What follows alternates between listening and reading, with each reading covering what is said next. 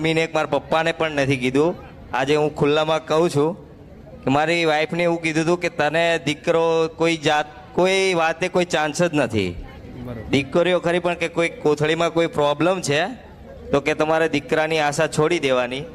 પછી હું માણસ પેલો માતાજીને માનતો બંધ થઈ ગયો. પછી ખુખાર મેડીમાં બાધા રાખી માનવાનું ચાલુ કર્યું.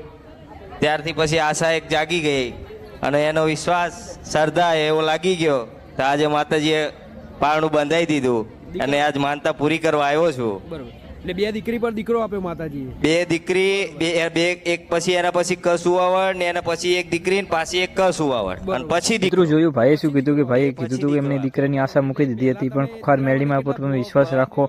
તમારે જેવી મુશ્કેલ હશે એને પણ આસાન કરી આપશે ખુખાર મેળીમાં. તમે પણ જો ખુખાર મેળીને માનતા હોય તો કોમેન્ટમાં જય ખુખાર મેળીમાં લખી દેજો. અમારા યુટ્યુબ ચેનલમાં તમે નવા હોય તો ચેનલ સબસ્ક્રાઈબ જ કરી લેજો. ફેસબુકમાં તમને ફોલો જરૂર કરી લેજો.